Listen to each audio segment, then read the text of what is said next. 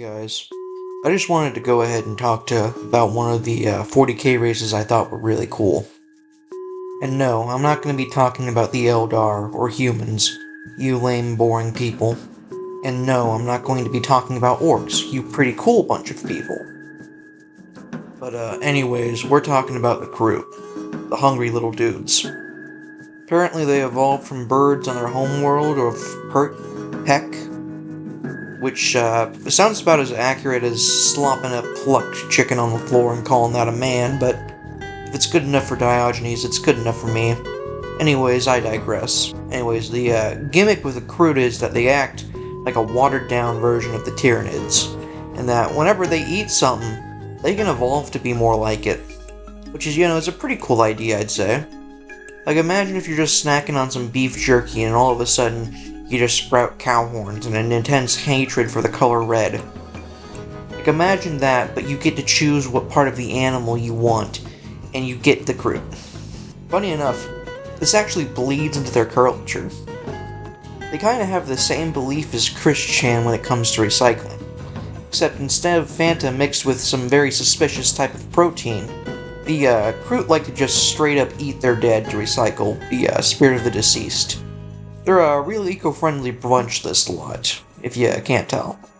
This also has the ability to figuratively bite them in the ass, as they can sometimes accidentally evolve backwards depending on what they eat.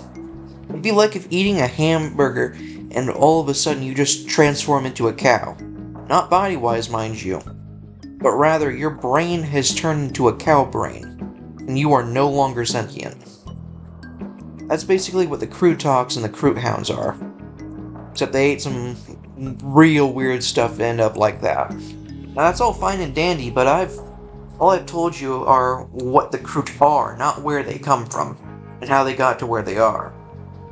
The Tau. It's the funny blue cow people. The orcs were trying to do typical orky things and crump the entirety of the kroot species when the Tau swooped in like an overprotective mother to protect their little hungry babies. After that, the kroot decided, hey, if you'll let me eat more things, I'd be more than happy to help you fight for the greater good. And that's how the kroot became the most common auxiliary in the Tau Empire. Just constant pragmatism in the kroot race. Now there's actually a few species that the kroot will not or cannot eat. First of which being the Necrons. Apparently one of them tried to eat a dead Necron, and that ended up creating a giant plague of scarabs, and it killed a great number of kroot. All in all, that's a bit of a spicy meal. Then you got Tyranids, because they are both harmful for the kroot to ingest, and because they morally abhor the Tyranids for being a better, cooler version of them in every feasible way. Which, to be fair, I kind of get it. Like, if I owned a restaurant and, there was a restaurant with a lot better menu over, across the street, I probably would be pretty upset too, Then they also won't eat humans tainted by chaos, which I think that's understandable.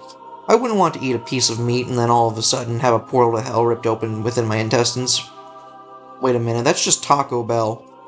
Oh dear god, is Taco Bell run by Nurgle? Yeah, anyways, I digress. That's something for a later video.